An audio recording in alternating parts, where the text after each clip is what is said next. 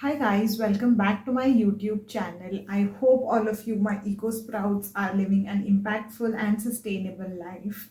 So, a few days back, I had posted on my community page that I would be answering all of your questions related to ESG and sustainability. And today is the day I am going to answer all of these questions. So, let's get started.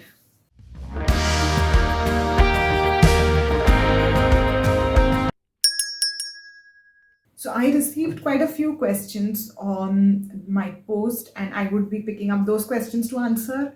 Apart from that, I have picked up some of the most commonly asked questions in my comment section and some questions which I get in DMs. So, yeah, so these are all the questions I'm answering today. So, let's start. Okay, so coming to the first question.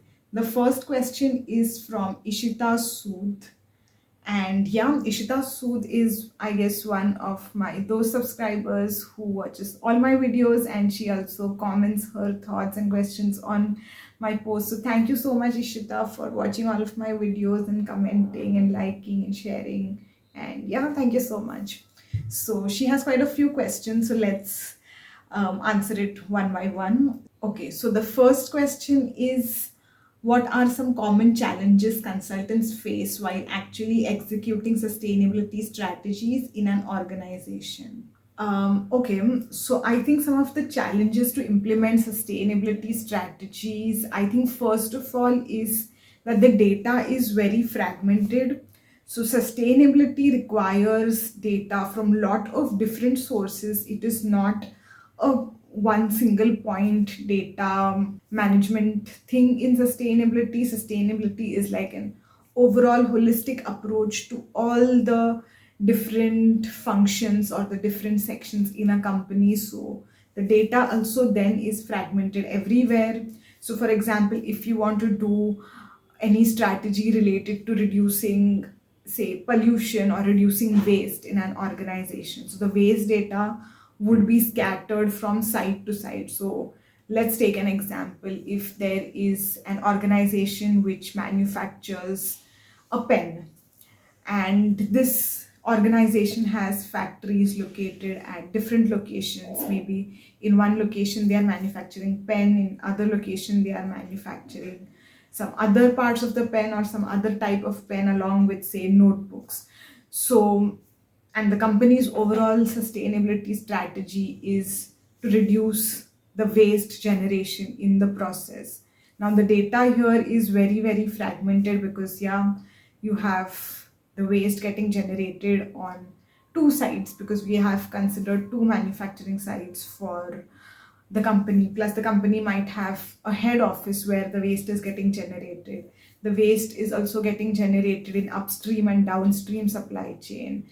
The waste is getting generated in the manufacturing process as well as in the day-to-day official processes. So you understand, just for one single data point of knowing how much waste is generated in the organization, there are so many different sources from where you need to look at the data, and now you combine it with all of the other strategies you might be combining, like water waste reduction or reduction of, say, electricity consumption, and then you can just imagine how many different sources are there from where you actually need to gather data. And also, while implementing the strategy, you need to make sure that in all of these places the strategy is actually getting implemented. So if you have a strategy of reducing waste or, say, waste segregation at site, now you need to make sure that it's happening at all of the sites. Or if you have to switch from non-renewable energy to renewable energy, you again need to make sure that so many equipments which might be operating in the company at the site level, office level, so many different gadgets, all of them are getting switched from non-renewable to renewable energy. And so chasing the data and making sure that everything is managed till the last mile is one of the greatest challenge in implementing sustainability strategy. The next major challenge is the buy-in from the senior leaders as well as getting funds to implement all of these changes. Now, sustainability is not something which creates a direct impact in an organization. So, for example, if you're working in a business strategy unit and you have proposed a business strategy which can help to increase the profits of the company or to increase the manufacturing in the company, so you can directly give the value creation for the company that, yeah, with this strategy, my production will increase 2 times or 3 times, and then you have strong figures to show that, yeah, the production is 2x, so the profit are 2x or 3x time. But when it comes to sustainability, there is no such evidence which you can directly prove that it is beneficial. So if you're switching from non-renewable energy to renewable energy, a lot of times it comes with an additional cost of installing the renewable sources, like installing solar or doing a power purchase agreement with some of the companies selling renewable energy. And yeah, a lot of times it's very difficult to explain this to the senior leaders, especially if you come across any senior leaders who are more interested in, profits and numbers. It's very difficult to explain to them that, how this is going to impact. Yeah, you just say that it will reduce climate change, it will make us resilient, but you cannot show these things directly on the paper. Like, you can show profits or you can show production increase. You cannot directly show these aspects on paper that, yeah, with using solar or renewable energy, or by reducing waste on the site, we have increased our profits or we have reduced any costs. In fact, a lot of times it just increases the cost, and it gets very, very difficult to get the financial approval from the senior leaders for initiating all of these initiatives. But I think we are progressing good on these aspects, because there are a lot of regulations coming up in India wherein it's getting mandated to switch from non-sustainable to sustainable choices in an organization with disclosures like BRSR. Now companies also have a pressure to show how they are performing better on ESG and sustainability aspects related to their income in comparison to their peers. So I think with such regulatory changes, this aspect is changing in India, but I would still say it's pretty slow and would still take a long time for senior leaders to actually buy in and give funds for sustainability initiatives in the organization. The next challenge, I would say, is green hushing. Now, a lot of times it also happens, that companies do undertake some green initiatives or green activities, but then a lot of times companies are reluctant from disclosing them or taking further action because they are probably scared that they would have to undergo further scrutiny to prove that the initiatives they are taking up are really green or no. So in such a cases, a lot of times senior managers are not really willing to disclose the small steps they are taking, and also not willing to further extend these steps. And also greenwashing is another challenge, where a lot of times companies over report on what they are already doing. So I think green hushing and greenwashing both are major challenges which consultants face while explaining it to the companies to take up sustainability initiatives or implement the sustainability strategy. And last but not the least is data gaps. So now, since sustainability and ESG is pretty new, there is no data available at a lot of companies, especially smaller companies who are just starting with their sustainability journey. And to implement a sustainability strategy, you need to have data trends from previous years. You at least need to have data from past 3 to 5 years to understand how the data trend of the company is. So how the company over the past, say, 3 to 5 years has tried to reduce their energy intensity with the increasing production, or how they are managing their water or waste over the years. And a lot of times companies are just beginning with their ESG or sustainability reporting, and they do not have historic data basis which it is even difficult to formulate a sustainability strategy, because as long as you don't have a baseline data for, say, some year from the past, and then as long as you don't observe a trend over a period of few years, it is even difficult for consultants to envision how the company's natural trend would be and what initiatives could actually help in taking this trend towards sustainability. So yeah, lack of data is one severe challenge which consultants face while developing and implementing sustainability strategy both. Okay, so now coming to the second question asked by Ishita is, how does a corporate sustainability career differ from a strategy consultant one? Okay, so let's get the difference clear between the two. So a corporate sustainability team or a corporate sustainability person, like an analyst or manager, is the one working in the corporate sustainability team in an organization.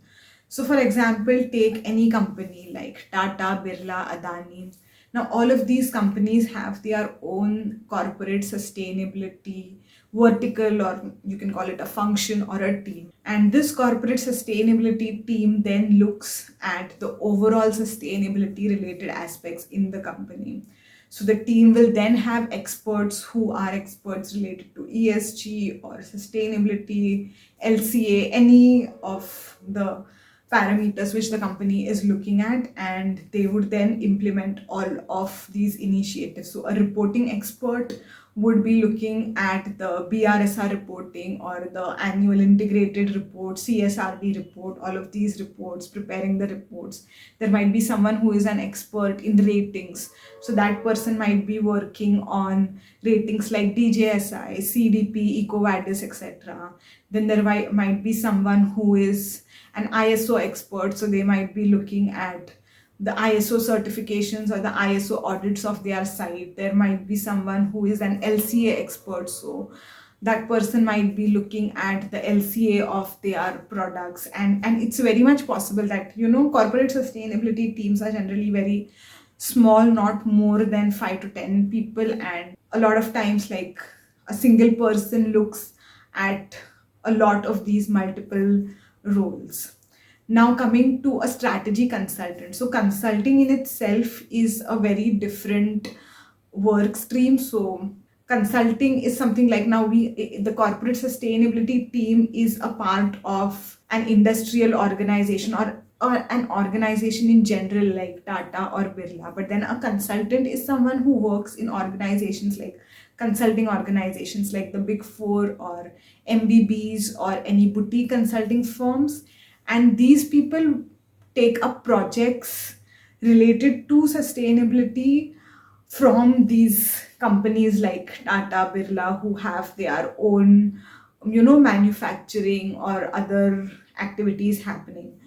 So a strategy consultant is actually who works as a consultant for these companies and prepares a strategy for the company. And the strategy could be anything. So there are consultants who are like financial strategy experts. So these people help in preparing a financial strategy through which the company might increase their profits in the next few years. There might be consultants who are communication strategy expert or marketing strategy experts. So they help the company with marketing their products better, or working on the communication, social media aspects better. And then similarly, there are sustainability strategy experts. So these sustainability strategy experts would technically take up, like, there is companies like Tata or Birla, all of them, they float tender if they want to get something done in their organization. And then these big organizations like Big Fours, they then pitch for these projects, and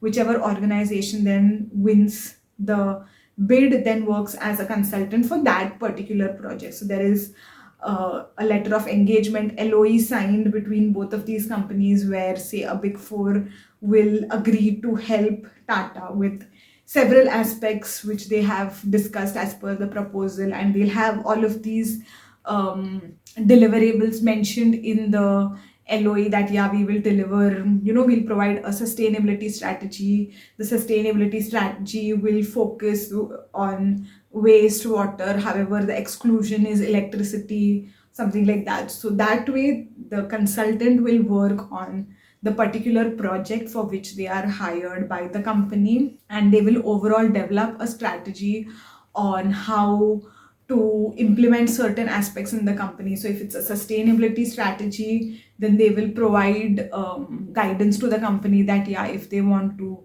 go to net zero emissions, say in the next 20 years, then the consultants will provide them with a strategy that yeah, if you want to go net zero in 20 years, your current data is so and so. In the next 5 years, you need to reach at this particular point. In the next 10 years, you need to reach at this particular point. And then to reach at this particular point, you should take up so and so steps. And after this, the job of the consultant gets over. And now it's the responsibility of the corporate sustainability team to actually implement that. So if the consultants have provided in their strategy that you need to replace the water supply from tanker water to groundwater harvesting at 3 of your sites in the next 5 years, then now it's the job of the corporate sustainability team to actually get this project done. So now the corporate sustainability team would go out and then look for options of how rainwater harvesting can actually be done on the particular site. So they might then liaise with civil engineers or architects and then work on actually like having a rainwater harvesting pit on the site, and then try to shift from tanker water to rainwater harvesting. So this is the difference between a consultant and a corporate sustainability team. So consultants are external organization people who come and help you solve a strategic problem, who give you a strategy or a roadmap on how a particular problem can be solved. But then the corporate sustainability team then actually works on the implementation of what the consultants have suggested. So they actually go out and implement those aspects.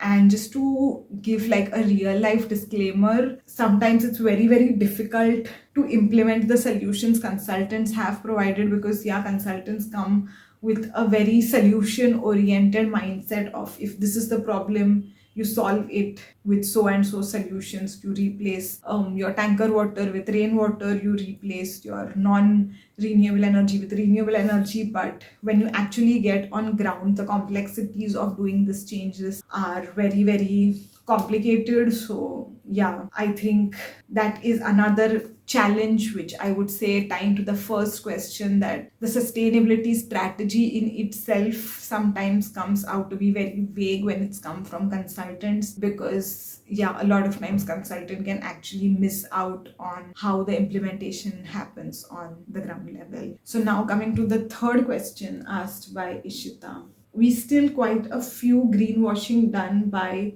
large companies. I always wonder that why corporations did that. Was it because they don't take sustainability seriously and just consider it good marketing, or is it driven by the fact that it is costly to be sustainable? So yes, as you have rightly observed that yeah, sustainability is expensive to implement.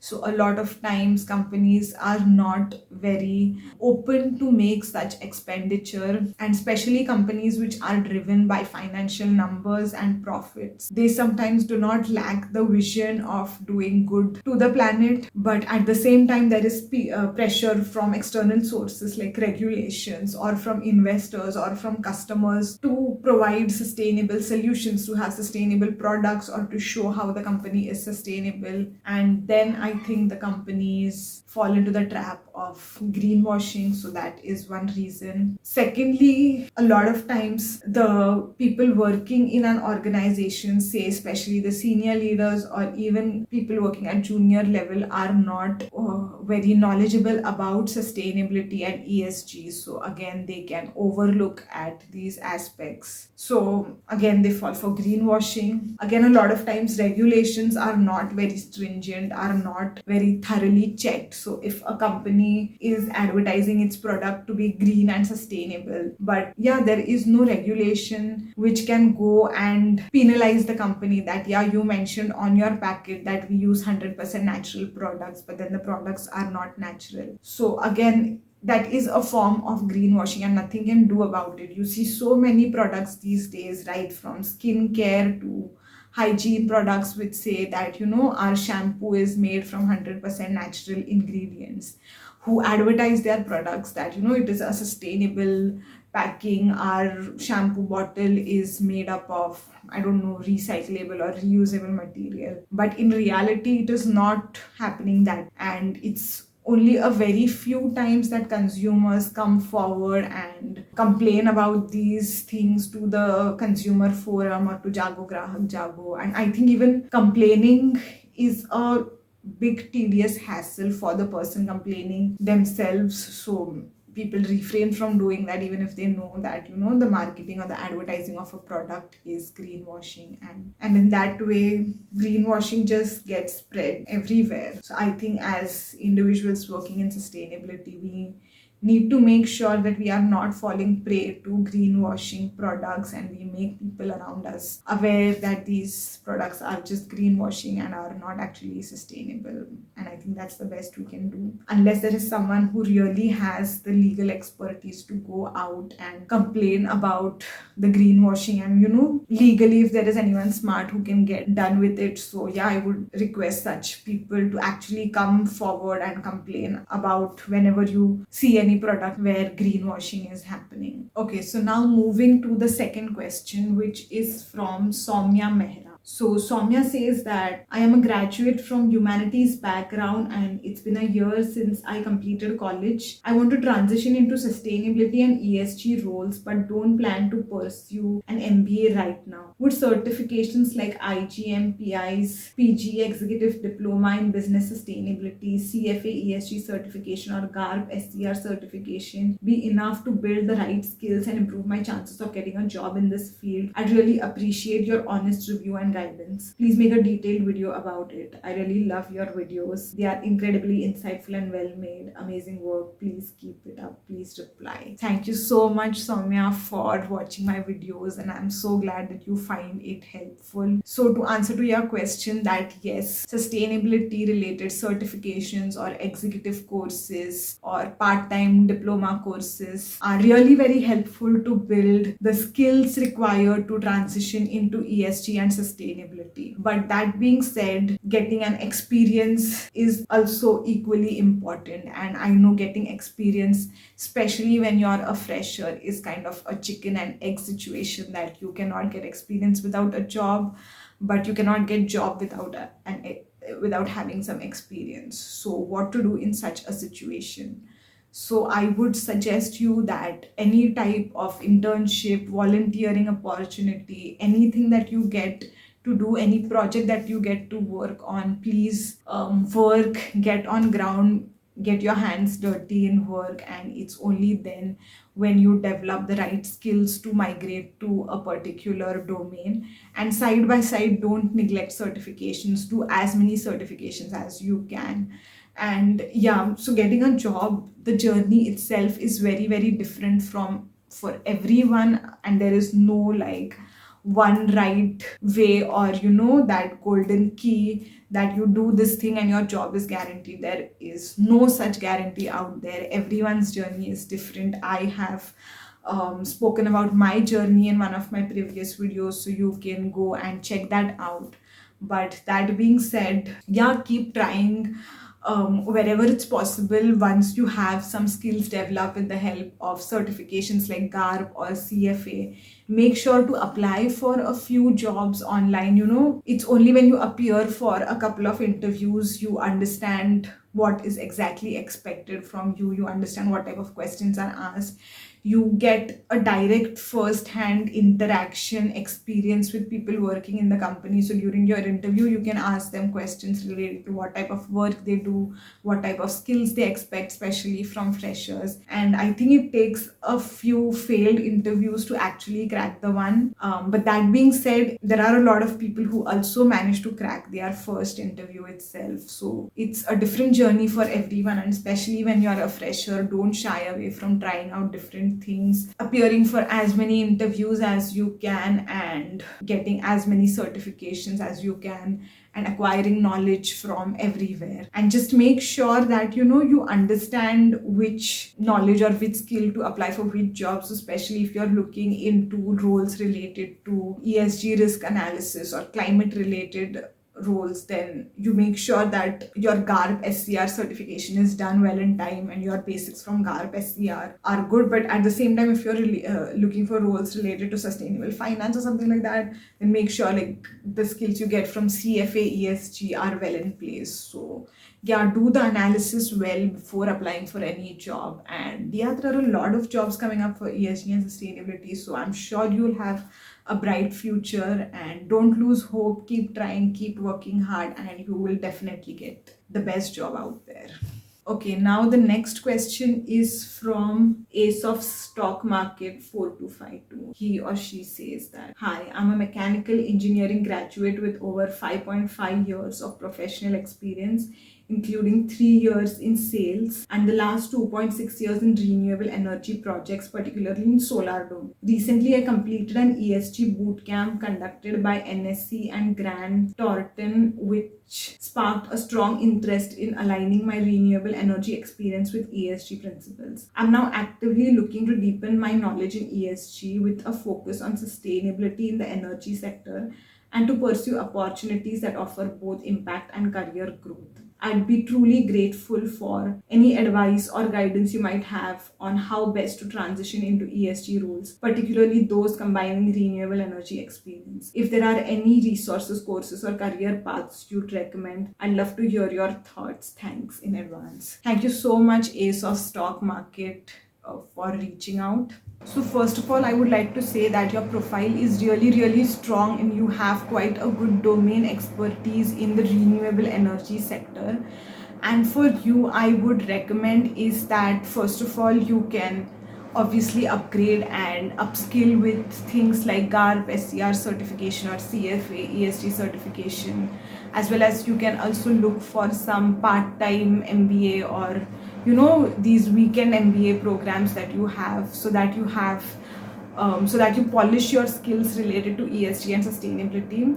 And secondly, since you already have some experience in the solar and renewable sector, I think your target roles first of all could be like being an ESG or sustainability manager in the corporate sustainability team of some of the energy sector companies, especially like companies who focus on solar energy or wind energy. So there are quite a few companies who are now looking at corporate sustainability roles. So your target role could be one of those.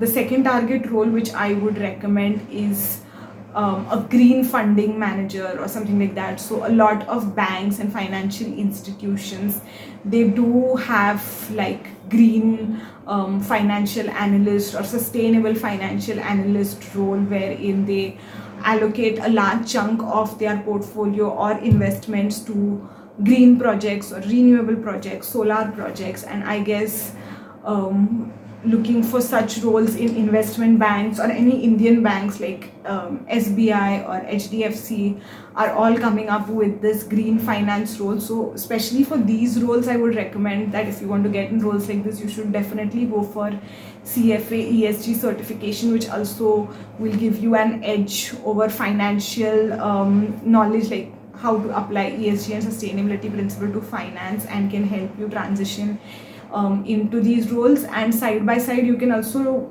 look for some certifications related to core finance. Now, I am not an expert of finance, so I'm not the correct person to suggest certifications related to finance, But yeah, if you have some basic knowledge related to fund allocation and finance related things, and then you combine it with your ESG and sustainability domain knowledge, you can easily get into any of these investment banks or Indian banks in portfolio management of green portfolio. And since you also have some experience in sales, I would say there are a lot of new roles coming up related to sustainability marketing or sustainability sales of sustainable products.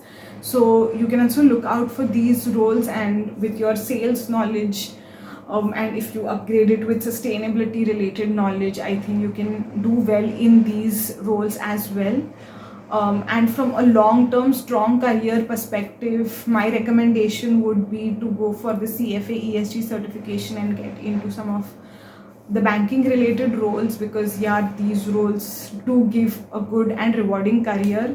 But that being said, also everyone's journey is different and you never know in which niche you find success. So if you come up with roles in any other domain apart from banking, don't overlook, try to gain some experience, try to work, and yeah, as and when you get any of the roles, you can seek advice from me or from any person you know who is already working in ESG and sustainability, and ask their advice if that particular role has any good prospect or not. Because all of these things, like having a good long-term stable career, also depends a lot on the type of role and the type of organization that you are joining, and at times cannot be generalized. So yeah, do go for certifications, and I hope you have a very good career in ESG and sustainability. Okay, moving to the next question. The next question is from Abhinav Jain, 2004.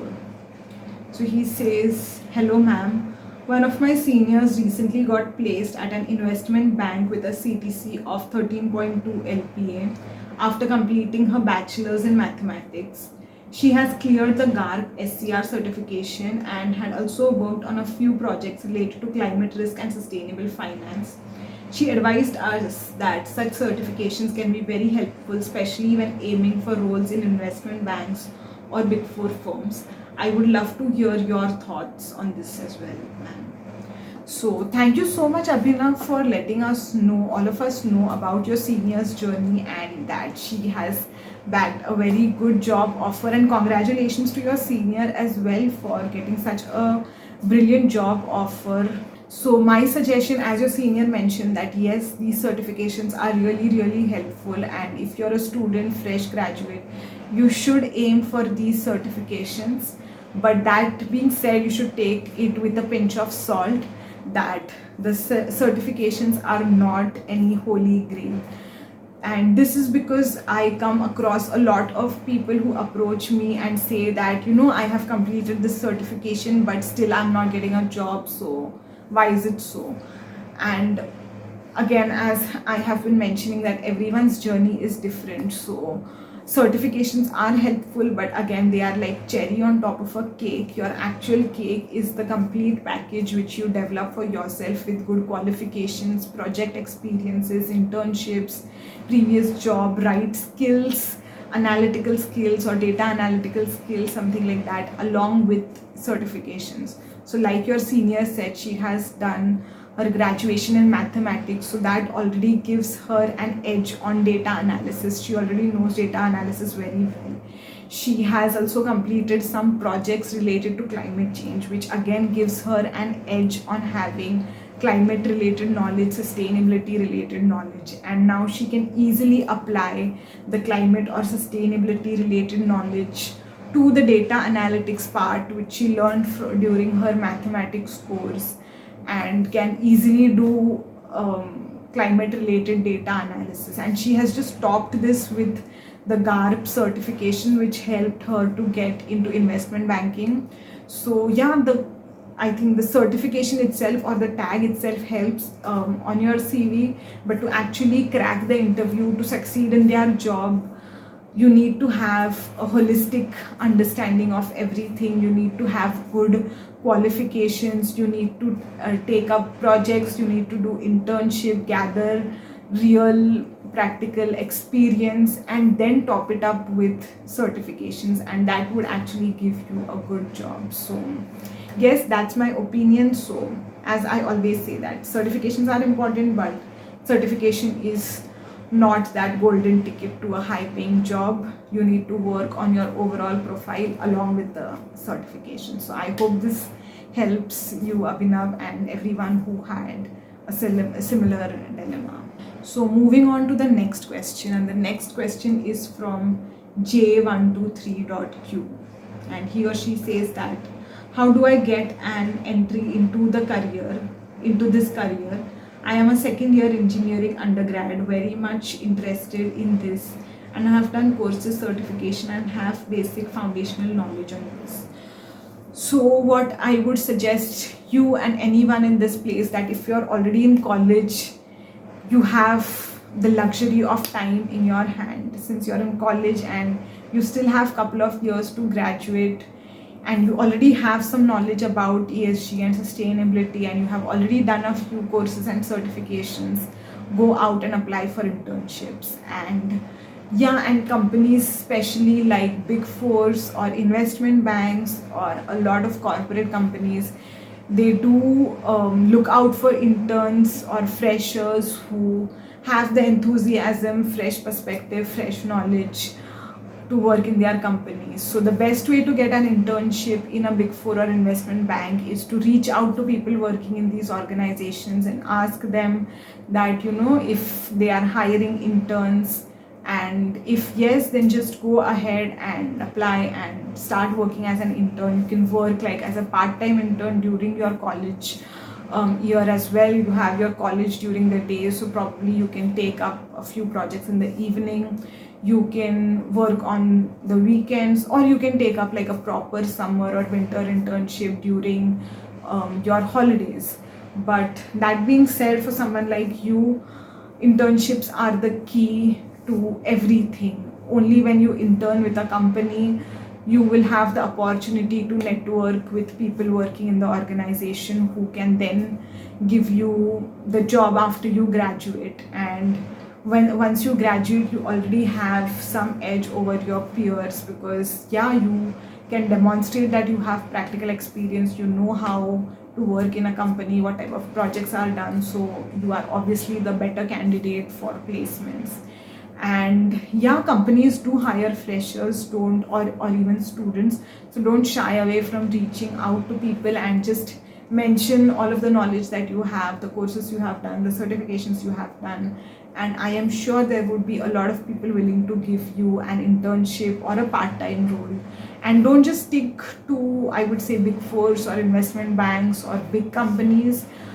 Keep your self open to also working, say, in any startups which are out there, or any smaller companies, or if there are any freelancers you come across. So be open to working with them, say part-time, so you can adjust your college hours and spend like a couple of hours in the evening working on some project, or you can spend a couple of hours during the weekend working on the project. So don't shy away from trying out anything and everything that is possible, because you literally have the luxury of time, which a lot of people don't have. And at a stage like yours, when you're still in college, and I assume that you might not have that type of financial responsibility at home, so it's even okay if you help someone out voluntarily, or if there are any internships which any startups or any companies who are ready to give you the certificate for work experience but are probably paying very low or something like that. It's okay to even work for such things, because you're still a student and you can develop your knowledge and skills better. And I am not the person who advocates for unpaid internships, so make sure you at least get some type of salary for the work you do. And don't expect like to get a huge salary or anything, but even the little amount that you get paid, I think would be very, very good and will also give you experience. So do reach out to people and get some internships and you would be there. Okay, so now coming to the next question, which is from Paramjeet Singh SB7EO. Hi GenSustainable, your video was very insightful on the topic of ESG. Also, I am working in the CSR and want to know how can I transition into ESG considering my background in human resource and experience in industrial law and employee relations. Thank you. So Paramjeet, you already have some experience in CSR and that's really great, and that could really help you to transition into ESG. Now ESG also has a very big aspect of social, and I think CSR is already one of the components of social. So in a way I would say you're already working in ESG, but if you also want to work on the broader ESG domain, I would say that since your social skills are strong, you have worked in HR. Yeah, you have worked in HR, so your HR related skills are already strong, I assume, and you can make them even stronger. And yeah, you can demonstrate that you have expertise in the social aspect of ESG. And on the side, then you can also do some certifications or some online courses available on any platform like NPTEL or Coursera EDX, and get some knowledge about the environment aspect as well. So what exactly happens in the environment section of ESG and the governance section. So try to do some basic certifications and try to get a holistic knowledge on the ESG aspect. And once you have this base clear, is only after this I would recommend to go for GARP or CFA. But that being said, I think having an experience in CSR and HR is already good enough to go get started in ESG. So start searching for roles related to ESG, and you will notice that you already do have some skills, and some skills would be missing when you look at the JD of different jobs. So basis the skills that you're lacking, you can try to upgrade and polish those skills, and you can leverage on the skills that you already have. So when you appear for interviews, you can highlight or leverage that these skills are something I have already worked on and I already have, and that way you can easily migrate to ESG and sustainability. So good luck. So moving on to the next question, which is from Anuja Sandilya. So she says that I have a question, but firstly the content you're making is really insightful and helpful. So I have my master's completed in environment science, and I have worked for almost a year in CSIR environmental lab. If I want to start a career in ESG, do I still need to go for an MBA in sustainability, or can I just learn the things needed for this field and get into job roles? So first of all, thank you so much, Anuja, that you watch my videos and you find them helpful. I'm really glad about it. Now coming to your question, since you have already done a master's in environment and you already have some experience in the environment field, I would suggest that you do not really need an MBA per se to find a job. But then what I would say is that getting an MBA helps not just in terms of skill development, but also in terms of things like campus placement or networking, because you have people from the industry visiting you as guest lecturers. So an MBA that way helps you, it eases your journey to get a good job, to have a good network in the industry. But yeah, it's not important. I mean, it's not compulsory to have an MBA, because there are a lot of people who do get good jobs without an MBA as well. But yeah, I am just giving this information because you should have an overall holistic perspective while choosing to go for an MBA or not go for an MBA. And that being said, if you just develop your skills through online certifications, you go through different videos available online and you develop your skills, you try and talk to people working in the industry and you develop skills, there is no way that anyone will not give you a job. They will obviously give you a job. But yeah, looking for a job individually sometimes becomes a little challenging, as when you don't have a network. So I think MBA fills that gap. So do think about it. And my suggestion is that only if you are capable of spending on an MBA in terms of money or time, go for it. Otherwise try to do networking as much as possible on platforms like LinkedIn or through people you know. Try to understand what is happening, what skills do you need to develop, and try to apply for jobs. So all the best. Okay, so now moving on to the next question, which is from Aryandeep 2984. Now, Aryandeep says that, "Hi Dee, I'm a fresher starting my career as an environmental engineer next month, and I'm excited about it. But at the same time, a little clueless on how would the future be like. So I'm searching a lot about it, and it feels like I need to do masters in sustainability. Can you tell me if it's good to do masters before switching into ESG and sustainability field? Also, should I look for doing it from a foreign college as I have already done my undergraduation from a tier 1 college, or is there any pathway which I can follow if I don't want to invest heavily in doing masters?" Also, sorry if it feels like a lot of questions at one time. So Aryan Deep, no worries, you can do ask a lot of questions and I am here to answer. So first of all, I would suggest for anyone in this situation to get some work experience before going for a master's or MBA, because work experience helps anytime more than any master's or any MBA. Now, once you have some work experience of say 2 to 3 years, you would have better clarity on what you actually like, what would you actually like to work on, and basis that you can then select if you want to go for an MBA or masters. So you can do check out my video on masters. I've made 2 videos, one on MBA in India and one on masters in India, and I've explained in detail who should select MBA, who should select masters, and how should you pick college, and all of these aspects. So do check out that video as well, you will get some better idea.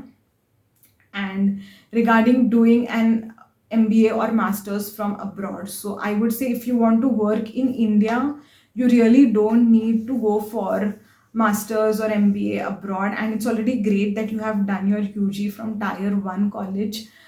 So you can similarly also do your post graduation from India as well, because Indian colleges are also coming up with very good courses and syllabus for ESG and sustainability, and are also having good campus placements if you're able to again crack a good tier 1 college related to ESG sustainability, like IIFM or IIM Lucknow, something like that. They have really good placements. And that being said, I think you should look for colleges abroad only when you plan to move to the particular country.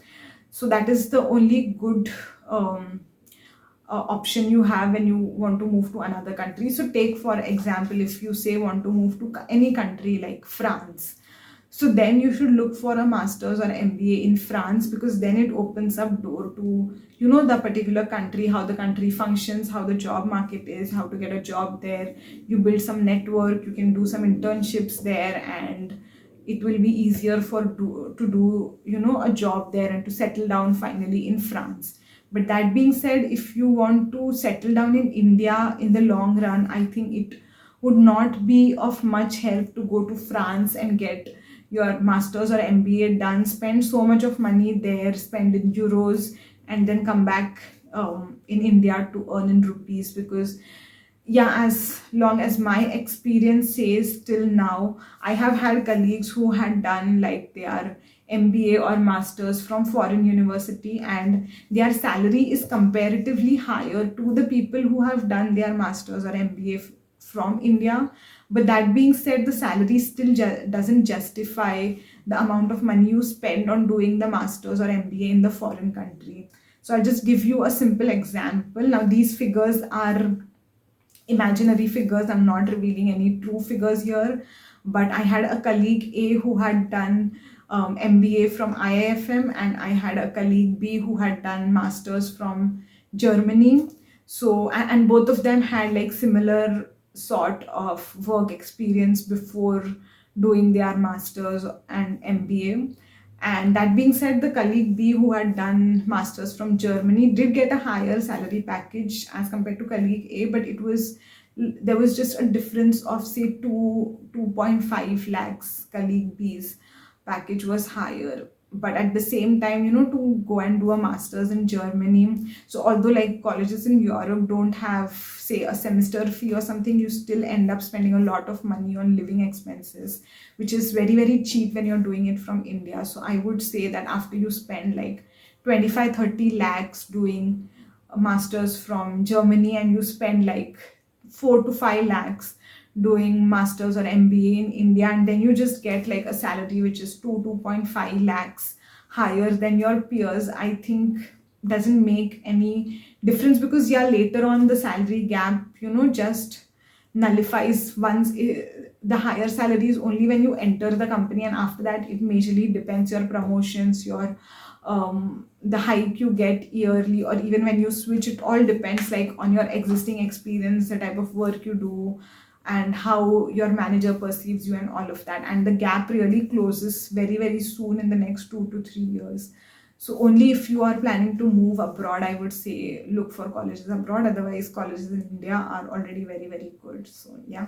So coming to the next question is from Akansh Shaneki 4835. So the question is, hi ma'am, BCom student here, just completed my graduation and I have also been very interested in sustainability. However, most of the people suggested me not to do any course in this because I might not find a job in the near future and end up as an unemployed person. What should I do? So first of all, I would say that it's not the case that you will not find a job in sustainability and remain an unemployed person, because there are a lot of new jobs coming up in India in ESG and sustainability because of all of the regulations which are coming up in India. And it's not just in India, there are so many new jobs coming up in other countries as well, in ESG and sustainability, because globally a lot of regulations are coming up related to ESG. And while countries like USA are backing out from sustainability and it has created a lot of global backlash, yet there are a lot of countries who are still strong and who have a strong stand towards sustainability and are really, really focused about sustainability. So yeah, you wouldn't be jobless. You'll definitely find a job if you have the right skill set. And yeah, finding a job is, as I said, it's a different journey for everyone. So go out and take your own experience in this journey. Go and do certifications and apply for jobs, appear for interviews, and you'll figure it out. I'm sure you'll figure it out yourself. You just need to go out and be there and do the work. So yeah, and success is always for you. So those are my 2 cents. I hope that helps. So moving to the next question. The next question is from Jitto Joyce 7533. How can I move to become an environmental specialist from CSE background? So since you are from CSE, I am sure you already have some good experience in things like coding, Python, data analytics. And I think all you need to do is like understand a few aspects related to environment, understand things like how GHG emissions work, how data management happens in environment, and you can definitely find a job in environmental data analysis. Similarly, for someone like you who already has some experience in data and Python and things like that, I would suggest to go for GARP SCR certification, understand climate risk analysis well. And with this, you can apply in investment banks for climate risk analyst role, because they do require people who have very strong foundation of, data management and softwares like Python or R or SQL, all of these hardcore data related, what you call, programming languages or data analysis software. And if you top it with the GARP SCR certification, you can do really well in climate related risk analysis, climate data analyst, and you'll definitely find a good job. So all the best. So I guess these were all of the questions that I picked up, and do let me know in the comments if you have more questions and I'll try to answer all of them. And yeah, if I get good amount of questions, then I would definitely do a part 2 soon. So keep posting your questions so that, yeah, I can get back with a part 2 soon. And till then, be impactful, Gen Sustainable, and like, share, and subscribe to Gen Sustainable. Bye bye.